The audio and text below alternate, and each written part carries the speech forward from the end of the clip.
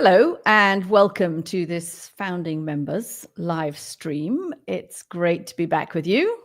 It's felt like a pretty brutal few days in global politics. I'm Katty K. I'm Anthony Scaramucci. Katty, I want to hear from you, Katty. What's going on? Tell me what happened, Katty. Well, we're back for another therapy session. We're gonna be okay, Katty.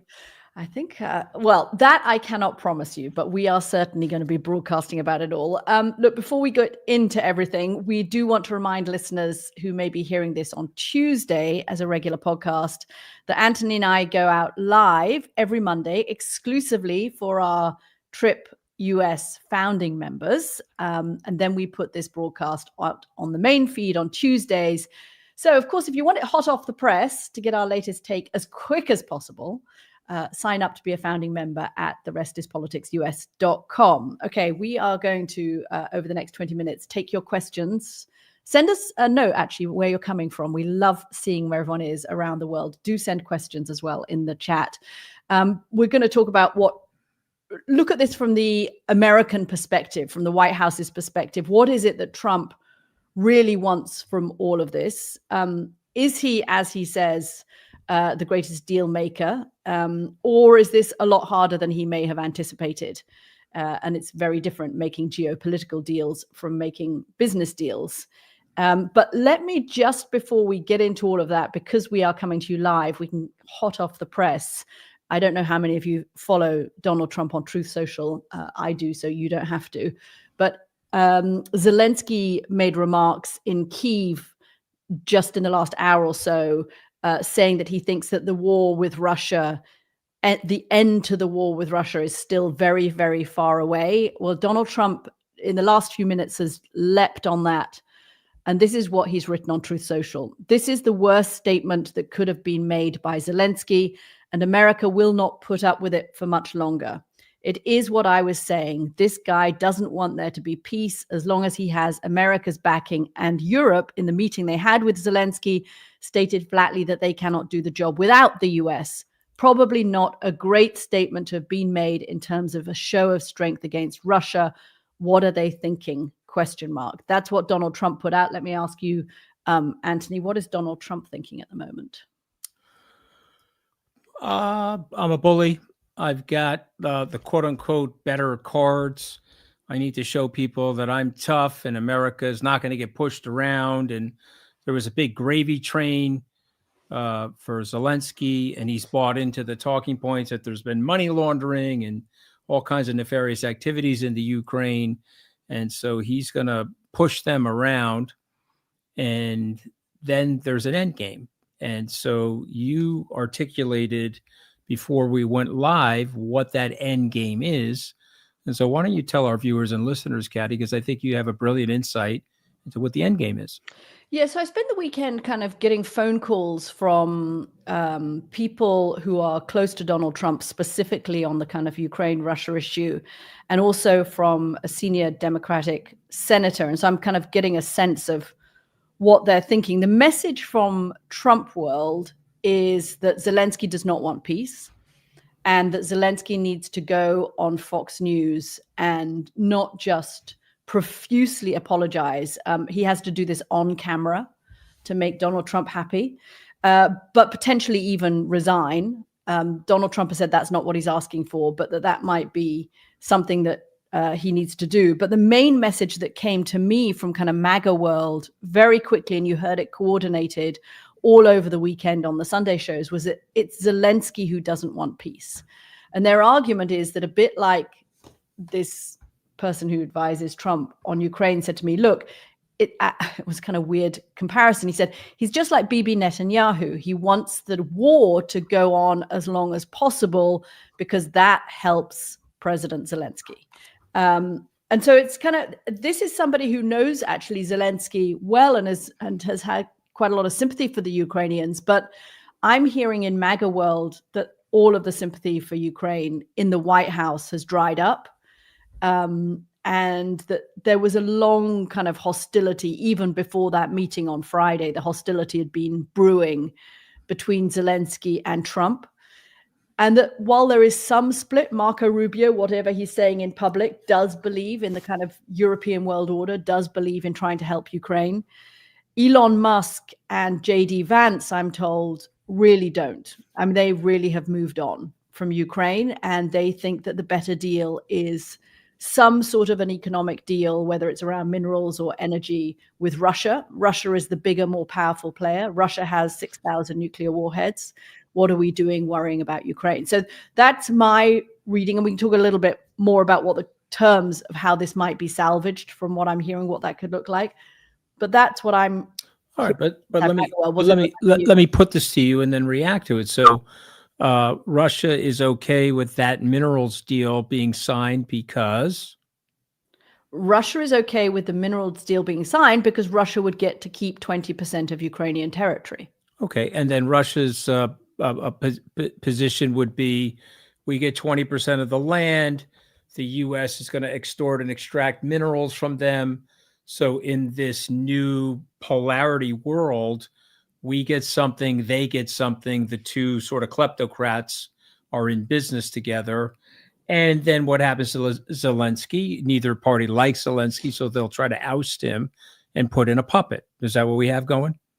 And a puppet, I presume we've already seen puppets get elected in Ukraine before Zelensky, but I think this would have to be somebody who was acceptable to Donald Trump and to Vladimir Putin, proposedly. All right, so here's the deal, Vlad. You get 20% of the territory. You claim victory.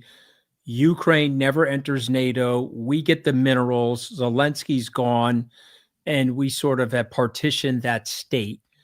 And, oh, by the way, who cares about the Europeans? They're disorganized, and they don't have our military might. And so that's the direction that Putin and Trump would like to go in. Is that my reading of it? I think so the Wall Street Journal said today that's Trump's view. And so that's the Wall Street Journal op-ed today said we're moving to a new world order where there's a couple of different sleeves of superpowers flexing on everybody, the weak versus the strong. And the United States, I guess we flipped over. We're not the good guys anymore, Katty. We're the good guys, or no? It's interesting if you read I grew up thinking we were the good guys. Are we the good guys? Oh, that's so sweet that you feel that. I don't know. I'm not saying are we the good guys anymore? I don't know. Listen, I think in this one, I mean, the Wall Street Journal is such an interesting newspaper at the moment. It's my kind of first go-to for the opinion pages every morning, because when it comes to this issue, they're not just making the argument that this is not America being the good guys and Trump is acting in a totally mercantilist view of the world, totally transactional. They're also making the argument that this is not actually good for America, that it doesn't help America stay strong, because if America needs allies at some point, those allies will have found other places to go. So that this, three corners view of the world is not necessarily one that works for America. But there was another Wall Street Journal reporter who I was on television with this morning early said something super interesting, and I wanted to run this by with you and see how this kind of fits into your understanding of Donald Trump. He was saying that, look, when we come up with this grand view of what Trump wants and how he sees the world, and that, it's the three spheres of influence, and he's got a plan for Ukraine, and it's Russia gets 20% of the territory and we get the minerals. Actually, that's overstating the degree to which Trump plans any of this. And his argument, and I think it's an interesting one, is that Trump doesn't really have a plan for Ukraine. And if you go back to the Arc of the Deal and you read that, in the first few pages, Trump lays it out. I go into office in the morning, I have an empty desk, I make a few phone calls, and that makes the plan for the day. And actually what Trump is finding is that it's one thing to make business deals in that style, like, make it up day to day with a few phone calls. It's really hard to get this deal done. And the Ukrainians are prepared to die for their land. And the Russians want more than Donald Trump may be able to give, or more than the Ukrainians are prepared to give. So I think there is something in the argument that Donald Trump sells himself as this great deal maker. And that's clearly what he wants. What he wants here is the deal. I don't know that he really cares about peace in Ukraine very much. He wants the deal, but maybe actually that deal is not achievable. And then what for him? So, listen, one of the reasons why I love doing this is we've got Greg Allen on here, and he's saying something I think is so accurate. He says, it seems obvious to me that Trump wants to ally with Russia, lift sanctions as soon as possible, and invest in Russia, helping Putin get back on his feet. So here's the deal. Vlad, how you doing? Great. Yeah. Okay. So we're gonna kill the military aid to Ukraine, and we're gonna partition the country. Listen, the eastern side of the country, let us take that. We'll milk the minerals out of there. You create that buffer zone that you want with the other 20% of the land you took, plus the Crimea warm water port. And oh, by the way, I'm going to lift the sanctions on you. We'll put some money in there. Maybe we'll get a Trump Tower built in Moscow. You'll pump up with money. You'll get your military rearmed. Do you want to take a few more Baltic nations? No problem with me. But that's your sphere of influence. I'm going to be working on making Canada the 51st state. So while you're doing that, no problem with me. Weak versus the strong. And so now, who coordinates the European policy? Who is, Winston Churchill once wanted a United States of Europe.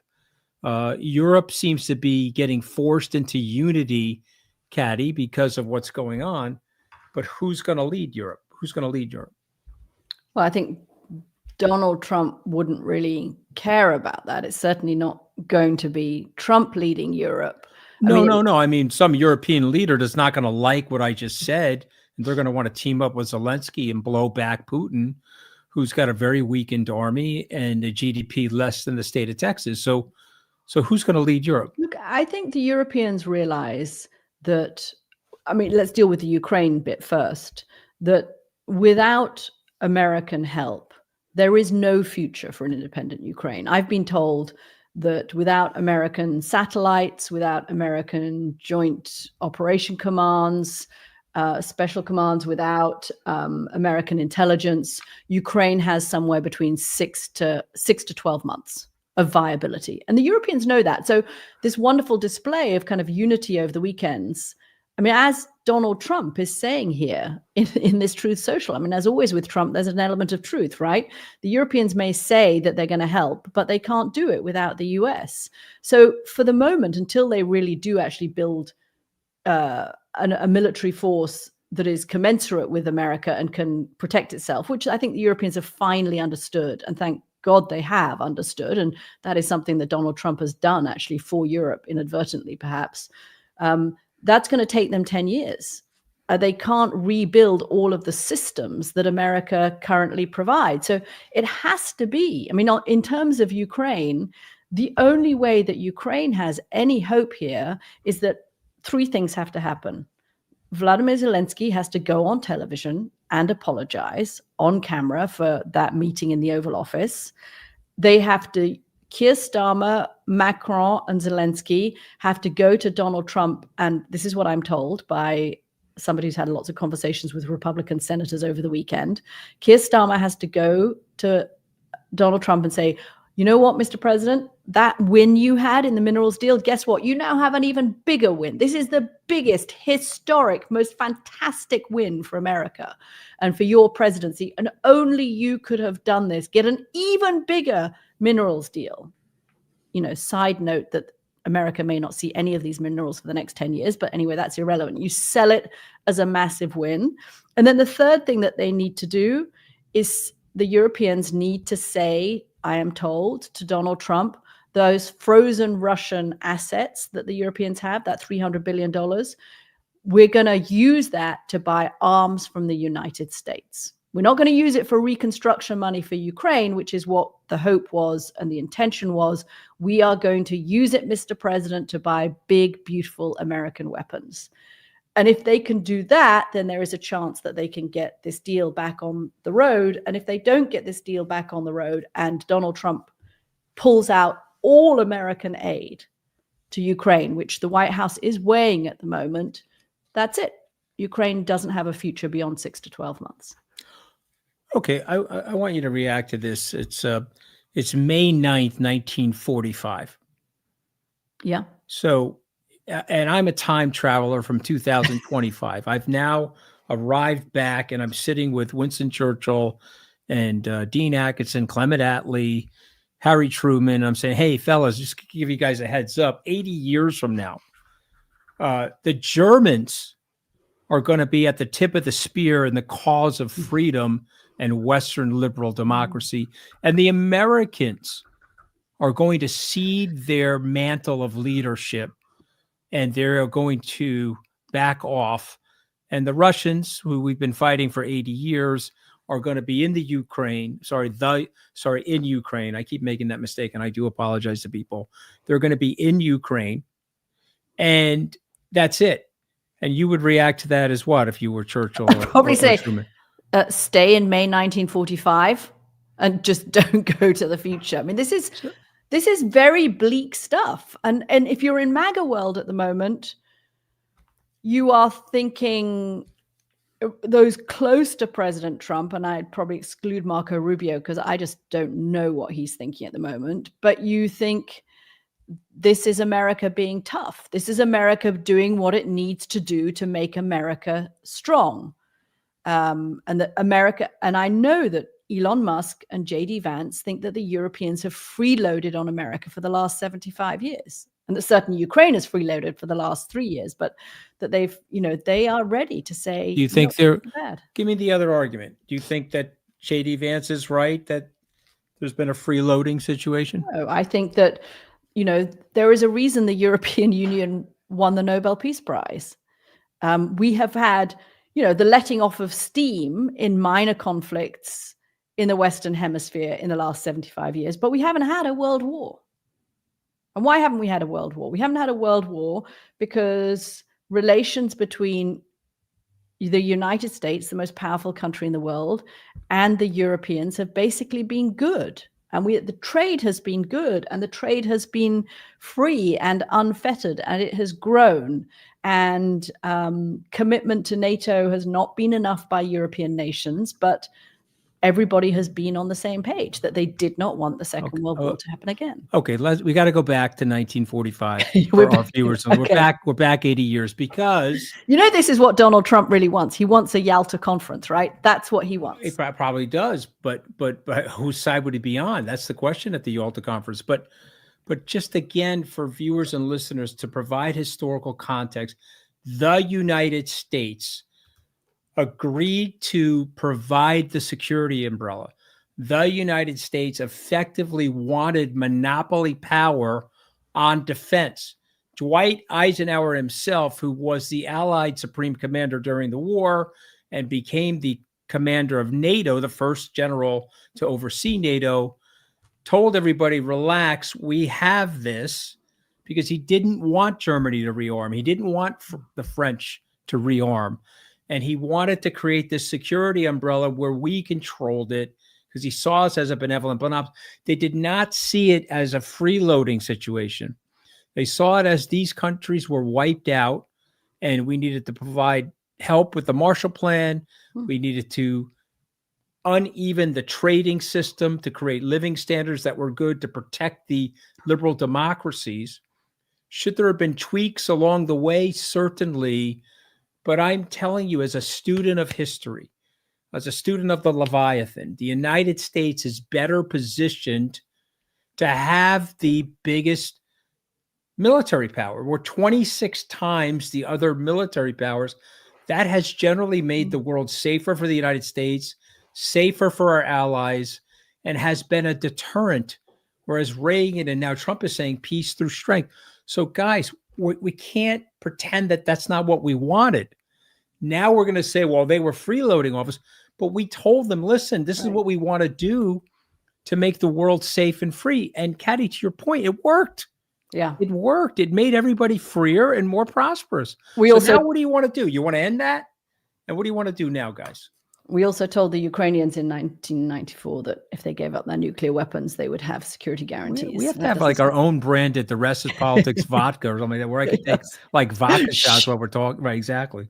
Okay, we're going to take a quick break and we will be right back to take some more of your questions and to also look at what the Republican base is thinking, because Trump may be out of step with people there.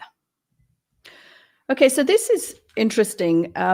I was looking at some polling, Anthony, because I just wanted to see whether what Elon Musk and JD Vance and Donald Trump on Friday and since seem to be proposing, which is this shifting of the new world order, of the world order. And certainly this is what Russia thinks is taking place. I mean, you look at what the Russians have said over the weekend, it's pretty clear. They've said, we're on the same page as Donald Trump now, and this is great for us. But actually, there's very recent polling in the last week or two that shows that, and this was done by a Republican polling firm, and it's polling of polling of Russians. That was a Freudian slip. This is polling of Republicans. 69% of Republicans think that Russia is the aggressor. 60% support continued arms to Ukraine in certain circumstances. And 71% of Republicans are likely to support aid for Ukraine when they've been told that Russia has kidnapped Ukrainian children. So the Republican Party base believes Russia is the aggressor. Here's something even more interesting. Amongst GOP voters, Donald Trump, ever since the election, is still super popular. He has an 83% approval rating amongst Republican voters. That is massive approval rating for Donald Trump. Guess who has a disapproval rating of 83%? Zelensky? Vladimir Putin. Vladimir Putin. Oh, okay. 83% of Republicans like Donald Trump. 83% of Republicans hate Vladimir Putin. So I don't know. Is Donald Trump, I mean, we've always talked, Anthony, about how good he is at reading his base. Is he misreading the base? Does it matter? No, I think it doesn't matter. That splitting of opinion doesn't matter. It's not going to change their support of Donald Trump. I think he knows that. I think Donald Trump knows his base is with him come hell or high water. It doesn't matter what the Russians have on him. It doesn't matter what anybody says about him. That base is with him. And the question is, what does Donald Trump want? And it's a combination of a thread between J.D. Vance, Project 2025, Elon Musk, Peter Thiel, and Donald Trump. And by the way, this is the issue that Steve Bannon has. Steve Bannon is now on the outs, and he's like, okay, wait a minute, they're going to have an oligarchic kleptocracy without me. I mean, I like stealing things too. I mean, why am I not in the mix? And so the messaging, remember, this is the beauty of Trump. This is what probably will save us. He's so wildly disorganized, and he really just wants to go play golf and hang out and, flex and own the libs. He's wildly disorganized. These guys underneath him are not. The guys underneath him, let's go down Project 2025. The guys underneath him, the democracy's obsolete. Let's team up with Putin. He's got 13 time zones and lots of energy. And what do we care anymore? The democracies are obsolete. We got to make $1 trillion a piece. We should be able to do that easily if we have some state-controlled apparatus to do that. And then the question is, what happens to the Trump supporters when there is no Trump? And then will it matter? Because if they've totally destroyed the democracy and they've got themselves installed in power or they're running fake elections, will it matter? And people say, well, that can't happen in the United States. It's happened in other parts of the world.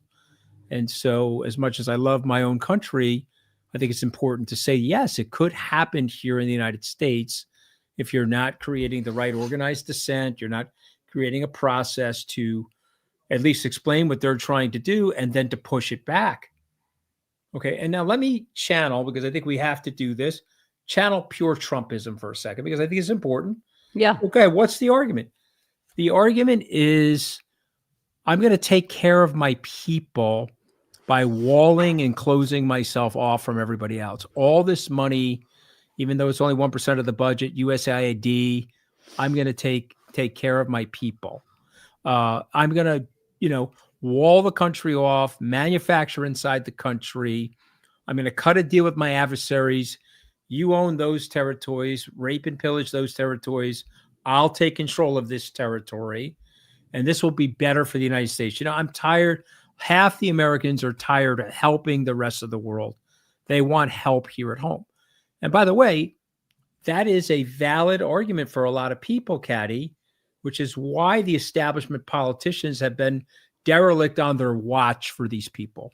They didn't create policies for these people that lifted them. When Occupy Wall Street happened, that was because $1 trillion went to fat cat bankers, no dollars went to the little guy. And then it morphed into the Tea Party with further types of corporate benefits, post Citizens United. And then those two things met, like Jeff Goldblum in the movie Spot. You remember the movie Fly, where he walked into the machine and merged with the fly? The MAGA came out of the Tea Party and came out of Occupy Wall Street. They merged, and there was Trump, their spokesman. And he is unorganized. But guess what? They had 4 years to coalesce a very tight, organized team underneath him to execute this strategy. That's where we are right now. Yeah, certainly. I mean, you see with Elon and JD much more. I don't know with Elon and Doge, and we'll talk about that because I think there's also quite a lot of chaos inside Doge. There's some chaos emerging around the tariffs because having Trump did this 25% tariffs against Canada and Mexico, it looks like that's going to be rolled back. I just think the thing to remember with Donald Trump is that it's about branding and winning. Donald Trump doesn't own all of those buildings that he has his name on. He just has his name plastered on the front, and he wants the brand. He wants the win. So he wants to win this deal. He'll have to find a way to present it as a win if there is going to be a deal with Ukraine. That's why I said the Europeans will have to come back and say, this is even bigger and this is even better. He'll find a way to say that he got the Canadians and the Mexicans to massively back down if he doesn't go ahead with the 25% tariffs. But actually, if you look at what's being done in these deals, I think that's what's important, is what's actually in them. What is he actually achieving? What is Doge actually achieving in terms of savings for the American budget? What is the minerals deal actually going to give the United States in terms of revenue? What is the tariffs deal actually going to produce in terms of changes on the border? I think it's hard with Trump sometimes because he puts so much out there and there's so much show. And I mean, I think the reason this went off the rails was because these freewheeling press conferences with world leaders, this is the kind of diplomacy that needs to be done behind closed doors. I mean, Zelensky was right when he went on Fox News and said, this shouldn't be done in public. Joe Biden got cross with Zelensky. I know this. I heard this at the time. They had meetings where there was yelling between Zelensky and Biden. He got fed up with him asking for more and more and more, and Ukraine-splaining, as Marco Rubio put it. But they did it behind closed doors, right? There is an element to which Trump is putting everything on television because, as we said weeks ago, he wants the ratings. But that could then make these deals harder to do. I mean, I don't know that the master deal maker is making the most masterful deals here. Yeah, well, while all of this is going on, I have to bring something up, and it does tie back to it. While all this is going on, somebody put on a trade in Bitcoin and Ethereum, and they levered it 50-1. And then a few hours later, Donald Trump put out a positive tweet on Bitcoin and Ethereum, and then they closed out the trade for a gain of $6.8 million. And so I said to you on the 20th of January, the golden age of corruption has begun. And so now he owns the SEC, he owns the Department of Justice. Is anybody going to investigate that trade or follow those wallets? No, they're not going to do that. And so why does that tie back to this? Is because every norm is being busted. Every norm is being mocked and disgraced. So if you're a European leader listening to this, you have to understand that whatever you were thinking about your playbook to work with the United States is no longer operable.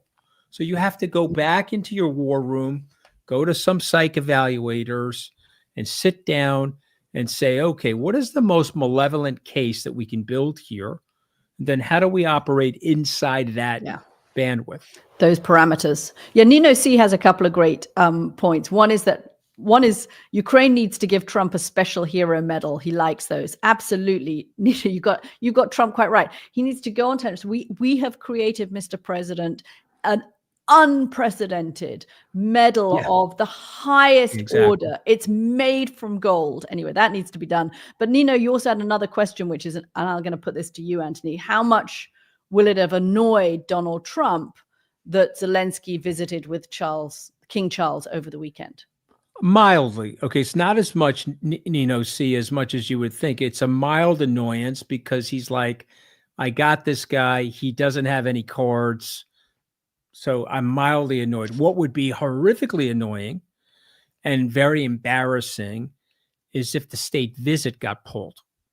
So if King Charles and Prime Minister Starmer said, hey, can't have you come here. The protests are going to be off the hook.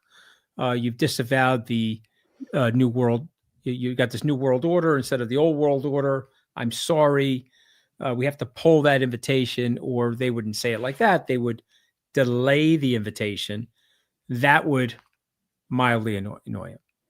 Yeah, and I don't think that's going to happen. I mean, it was interesting over the weekend watching the Daily Mail headlines calling for the state visit to be reconsidered or pulled. And when Donald Trump has lost the Daily Mail, which is a more right-leaning newspaper in the UK for our American listeners, that is quite a big deal. And there were other politicians in the UK calling for the state visit to be revoked. But I actually think that would be a very bad idea in terms of the UK's relationship with America. And also at this point, you don't want to trigger Donald Trump anymore. What the Europeans are trying to do is get this back on track for the sake of Ukraine, because they know that Ukraine needs America. Nobody may want Ukraine to need Donald Trump, but actually they do need Donald Trump. Let me just ask you this though. Let's play the domestic politics of the UK for a second. Is Donald Trump going to be welcomed open arms? I looked at the polling. Alistair Campbell showed me polling where Trump has a 75% plus disapproval rating in the UK. It's got to be exacerbated by what's going on the last 5 days. So, is that going to hurt the king, or is that going to hurt the prime minister to have him show up for a state visit? They've handled this before. He had high disapproval ratings back the first administration, very high disapproval ratings. And there were those protests, and they flew the Trump, the Trump baby blimp that they flew over the protests in London but they managed to pull off. They're good. They'll contain they'll keep him away from the protests. He'll get the amazing pictures of him at Windsor Castle. It'll be full pomp and ceremony, and it'll be just what he wants. I think they'll handle it fine. Okay, so look, here's one that I wanted to find this. Oh, this was very good. In the history of NATO, only USA triggered Article 5 following. This is from Richard Charles. The UK and allies were there in full support of the USA. Is this an inconvenient truth for Trump? Does Trump have any feelings about NATO in context of 9/11 and the fact that was when Article 5 was triggered? You were with him in the White House early on. Richard, I appreciate the sentiment. And that would be for a normal person would take that into consideration and say, wow, we really do need each other, especially in our times of trouble. But Donald Trump's superiority, his hyperextended, hyper-masculine, overcompensating superiority complex would be like, well, we didn't need those people anyway. We could have executed that war without them, and so on and so forth. So no, his opinion is very narrow. It's not a Franklin Roosevelt opinion, Eisenhower, or a Reagan opinion of how the world should interconnect to save freedom. It's not that. Greg Allen is asking, would Trump actually sell US weapons to Ukraine? Greg, I imagine you're asking this in reference to something I'd heard earlier about, how this could be salvaged. It's actually the second time I've heard about a big arms deal for Ukraine. I'd heard about it before the Zelensky meeting, and I've heard about it since. Absolutely, America would be happy to sell arms to Ukraine. Donald Trump is very transactional. He would like to get some of that money, those Russian assets that are frozen in the European Union. And he would much rather they were spent on American military primes than having them spent on reconstructing Ukraine. So I think one thing to think is that, yes, Friday was an absolutely terrible blow up, but everyone that I've spoken to over the course of the weekend, some of whom are kind of trying to work on trying to get this back on track, and this Truth Social that we started the program with is pretty bad about what Trump is feeling. but Trump can change his mind. I mean, as people say about Donald Trump, Trump has made a decision until Donald Trump hasn't made a decision, or until Donald Trump has reversed the decision. So I think it's possible that this can still be salvaged in terms of this deal, because the Ukrainians have an incredibly high motivation to get it salvaged. It may mean Zelensky having to go. And is Donald Trump totally ready quite yet to jettison Ukraine ostensibly and get straight into bed with Vladimir Putin? I think that's the question we're facing at the moment. I'm in Greg Allen's camp. See, I actually think, well, let me put it to you. Does Vladimir Putin want Zelensky to stay in power? Yes or no? No. He's wanted him out of power for a long time. Does Donald Trump want him to stay in power? No. Okay. Not at this point. I mean, he's saying officially this is up to the Ukrainian people. No, I understand that. But they're fed up with Zelensky. All right. So number one, I would say arms could probably get sold post Zelensky's political leadership, and depending on who's been installed. Because I think Trump is going to want a Putin puppet in that position. And I think Trump is going to want to liquidate some of the elements of the current sovereignty of Ukraine for the sake of his relationship with Putin and for whatever minuscule or significant mineral rights there might be. But if there's a puppet in place, then I think a ton of weapons will get sold to that puppet. Yeah. Just remember, with Trump, a lot of things are personal.